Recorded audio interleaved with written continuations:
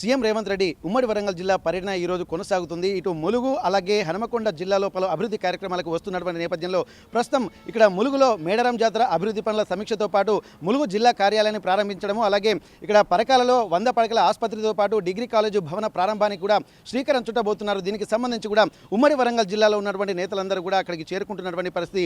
ప్రస్తుతానికి ఈ మధ్యకాలంలో జరుగుతున్నటువంటి అభివృద్ధి పనుల వల్ల ఇక్కడ కాంగ్రెస్ ప్రభుత్వం ఇనిషియేషన్ తీసుకుంటుందన్నటువంటి ఒక కాన్ఫిడెంట్ అయితే ఇక్కడ ఉన్నటువంటి కార్యకర్తలు అలాగే నాయకులు వ్యక్తం చేస్తున్నటువంటి నేపథ్యంలో ఎమ్మెల్యేలు కూడా తమ నియోజకవర్గాల అభివృద్ధి కోసం పోటీ పడుతున్నటువంటి పరిస్థితి. ప్రస్తుతానికైతే మనతో పాటు ఇక్కడ పాలకుర్తి ఎమ్మెల్యే యశస్విని రెడ్డి గారు ఒకసారి వారితో మనం మాట్లాడదాం. ఇక్కడ జరుగుతున్నటువంటి డెవలప్మెంట్ యాక్టివిటీస్లో తమ ప్రభుత్వం ముందు వరుసలో ఉందని చెప్పి వారు చెప్తూనే ఉన్నారు. ఇప్పటికీ నియోజకవర్గాల్లో అభివృద్ధి కోసం పోటీ పడుతున్న నేపథ్యంలో ప్రస్తుతానికి యశస్విని రెడ్డి గారు నమస్తే మేడం. ఇప్పటి వరకు ఇక్కడ డెవలప్మెంట్ యాక్టివిటీస్ మీద కాంగ్రెస్ ప్రభుత్వం కాన్ఫిడెంట్గా కనిపిస్తుంది. ఇక్కడ గుళ్ళు కూడా అభివృద్ధి చేస్తున్నటువంటి పరిస్థితి మేడం. ఈ రోజు డెవలప్మెంట్ యాక్టివిటీస్ ఎట్లా ఉండబోతున్నాయి, ఇక్కడ ఏమేమి కార్యక్రమాలకు ఇక్కడ రాబోతున్నారు, మన నియోజకవర్గంలో కూడా ఎట్లాంటి పరిస్థితులు ఉండబోతున్నాయి? మీరు చూసినట్టయితే ఇప్పుడు ములుగులో కూడా ఒకటి కాదు అనేక అభివృద్ధి పనులకి ఈరోజు సీఎం గారు రావడం జరుగుతుంది. మరి పరకాలలో కూడా అది 100 బెడెడ్ హాస్పిటల్ అయినా ఇంటిగ్రేటెడ్వి ఇవన్నీ కూడా ఇంకా వేరే ఉన్నాయి. డెవలప్మెంట్కి మీరు అన్నట్టు నిజంగానే మేము ఎమ్మెల్యేలం పోటీ పడుతున్నాము. మా నియోజకవర్గంలో కూడా మొత్తం 2000 కోట్లకు పైబడి అభివృద్ధి పనులు ఇప్పటికే తెచ్చుకోగలిగినాం మన ప్రభుత్వం సహకారంతో. అంటే ఏదో ఇప్పుడు మనం చూసినట్టయితే ఏది ఎక్కువ ప్రజలకు ఉపయోగపడుతుంది అంటే తక్కువ ఖర్చు అయినా కానీ ఎక్కువ ఉపయోగం ఎట్లా ప్రజలకు పడుతుంది. దానివల్ల ఇప్పుడు ఇరిగేషన్ ప్రాజెక్ట్సే చూసుకున్నట్టయితే మనము వీళ్ళు ఏదైతే మన మేడిగడ్డ లాంటి అది ఉంది, అది ఎంత హ్యూజ్ అమౌంట్ తోటి కూడిన ప్రాజెక్టు. కానీ దానికన్నా కూడా ఇప్పుడు దేవాదుల్లో ఎప్పుడో 15 ఏళ్ళ కిందనో ఎప్పుడో 10 ఏళ్ళ పైబడి అది పడవబడుతూ ఉంది. దాన్ని ఇప్పుడు ప్రియారిటీ కింద తీసుకొని మొత్తం మా నియోజకవర్గంలోనే మొత్తం చుట్టుపక్కల మాది ఇంకా వేరేది కలుపుకొని 77,000 ఎకరాల నీళ్లు వస్తాయి అన్నమాట.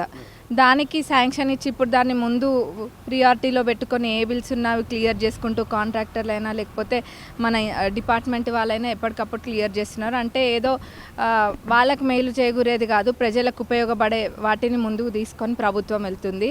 మరి అభివృద్ధి అనేది తప్పకుండా జరుగుతుంది. అన్ని నియోజకవర్గాలలో కూడా ఎంత అభివృద్ధి అవుతుంది అన్నది మనం చూస్తున్నాము.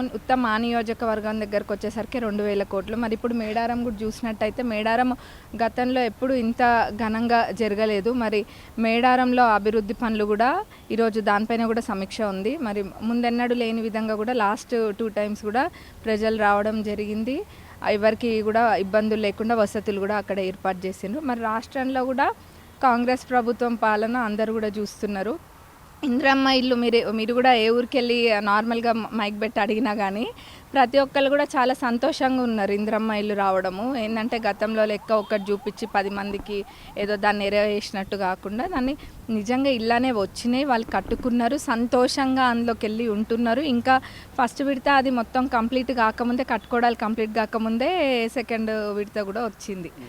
చాలా సంతోషంగా ఉన్నారు. నిన్న కూడా ఒక పెద్ద ఆవిడ కలిసింది, ఆమె చెప్తుంది మాకేమొద్దు బిడ్డ, మాకు వస్తుంది కరెంటు బిల్లు వస్తుంది, మేము సన్న బియ్యం తింటున్నాం, అన్నీ మంచిగా ఉన్నాయి, కానీ మాకేదో వేరే సమస్య ఉంది అని వచ్చి తనదేదో పర్సనల్ సమస్య ఉంటే చెప్తుండే.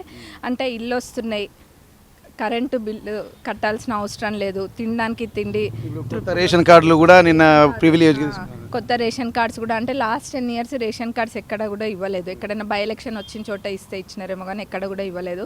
కానీ ఇప్పుడు రేషన్ కార్డులు కూడా నిన్న కూడా జరిగినాయి డిస్ట్రిబ్యూషన్. ఇది కంటిన్యూస్గా వెళ్తూ ఉంటుంది. మేడం, ఇప్పుడు పర్యాటకంగా చూసినట్టయితే ఇక్కడ దేవాలయాలను కూడా అభివృద్ధి చేస్తున్నారు. ఇక్కడ మేడారం జాతర అభివృద్ధి పనులు మొన్న జాతరలో చూసాము. అలాగే కాళేశ్వరం ప్రాజెక్టు కూడా 198.9 కోట్ల రూపాయలు కూడా ఎక్కువ రిలీజ్ చేస్తున్నారు. దానికి పనులు కూడా స్టార్ట్ అవుతున్నాయి. అలాగే వేములవాడ దేవస్థానం కూడా 100 కోట్లకు పైగా కూడా ఇట్లా నడుస్తుంది. మరి మీ నియోజకవర్గంలో జనగామలో కూడా పాలకుర్తి సోమన కావచ్చు, అలాగే బమ్మెర పోతన కావచ్చు, ఇట్లాంటి హిస్టారిక్ ప్లేసెస్ కూడా ఉన్నాయి. మరి ఇట్లాంటప్పుడు ఏంటంటే పర్యాటకంగా కూడా ఇంత ఒక డెవలప్మెంట్ యాక్టివిటీస్ కూడా పోటీ పడుతున్నటువంటి నేపథ్యంలో కూడా ఏంటంటే కల్చర్ని మనం కాపాడుకోవడం అనేది కూడా మన ప్రివిలేజ్గా తీసుకుంటాము. అట్లాంటప్పుడు మీరు మీ నియోజకవర్గంలో ఉన్నటువంటి దేవస్థానం ఎట్లా మీరు ప్రయారిటీ ఇవ్వబోతున్నారు? దానికి సంబంధించి మీరు ఒక మాట అన్నారు, ఏంటంటే ప్రజల అవసరాలను దృష్టి పెట్టుకుని ప్రస్తుతం ఇనిషియేషన్ తీసుకుంటున్నాము, తర్వాత మిగిలిన నెక్స్ట్ అన్నట్టున్నారు. మరి ఈ డెవలప్మెంట్ డివోషనల్గా ఎట్లా ఉండబోతుంది? ఇప్పుడు మీరు అన్నది కరెక్టే. మన దగ్గర వచ్చేసి పాలకుర్తి సోమేశ్వర స్వామి టెంపుల్ పెద్దది. అక్కడ ఎక్కడి నుంచో కూడా భక్తులు అన్ని వేరే నియోజకవర్గాల నుంచి కూడా సోమనాథుడిని దర్శించుకోవడానికి వస్తారు. మొత్తం అన్ననే ఒక దగ్గర నెల అవుతుంది. మొత్తం అన్ని ఎస్టిమేట్ వేయించి అంటే ఎట్లా దీన్ని అంటే ఏదో టెంపరీగా కాకుండా లాంగ్ టర్మ్లో దీన్ని ఎట్లా అభివృద్ధి చేయాలి, ఇంకా కూడా భక్తులు ఎట్లా వాళ్ళకి వసతులు ఉండే విధంగా అన్నట్టుగా చేసినాము. దేవాదాయ శాఖ మంత్రి గారికి కూడా దాన్ని ఇవ్వడం జరిగింది, సబ్మిట్ చేసినాము. వారు కూడా సానుకూలంగా స్పందించిండ్రు. 2 భాగాలుగా అక్కడ అభివృద్ధి పనులను చేసుకుందామని చెప్పినారు. తప్పకుండా సోమేశ్వర స్వామి టెంపుల్ని డెవలప్ చేస్తాం. అట్లనే బొమ్మెర పోతన్నది కూడా ఇప్పుడు అదేంటంటే అది గతంలో వేరే ఇష్యూస్ వల్ల అది కాంట్రాక్టర్ ఇబ్బందులు, తను కాంట్రాక్టర్ చేయకుండా వెళ్ళిపోవడము వాటి వల్ల కొంచెము ఇబ్బంది ఉంది. దానికి కూడా ఇప్పుడు స్పీడప్ చేస్తున్నారు పనులు కూడా అవన్నీ. మరి ఈ 2 కూడా తప్పకుండా మన నియోజకవర్గం నుంచి అభివృద్ధి చేస్తామని మాట ఇచ్చినారు. Thank you madam. ఇక్కడ ఎందుకంటే డెవలప్మెంట్ యాక్టివిటీసే పరమావధిగా వెళ్తున్నారు. ఎందుకంటే ముందు ప్రజల అవసరాలకి సంబంధించి కూడా తీసుకుంటున్నారు. ఆ తర్వాత కూడా ఒక్కొక్క అవసరాలని కూడా దృష్టిలో పెట్టుకుంటారు. ఎందుకంటే పర్యాటకంగా కూడా తమ ప్రాంతాలతో పాటు హిస్టారికల్ ప్రాంతాలని రక్షించుకోవడం కూడా వాళ్ళ యొక్క లక్ష్యంగా పనిచేస్తున్నటువంటి పరిస్థితి. ఇప్పటికే 2,000 కోట్ల రూపాయల అభివృద్ధి పనులు కూడా జరిగాయని చెప్పి అంటున్నారు. సాగునీరుకు సంబంధించి కూడా ఇప్పటికే 75,000 ఎకరాలకు పైగా సాగునీరు లక్ష్యంగా పనిచేస్తున్నటువంటి నేపథ్యంలో రాబోయే రోజుల్లో తమ నియోజకవర్గాన్ని అభివృద్ధి చేయడంలో ముందుంటామన్నటువంటి కాన్ఫిడెంట్ కూడా ఇక్కడ పాలకుర్తి ఎమ్మెల్యే యశస్వి రెడ్డి గారు చెప్తున్నటువంటి పరిస్థితి.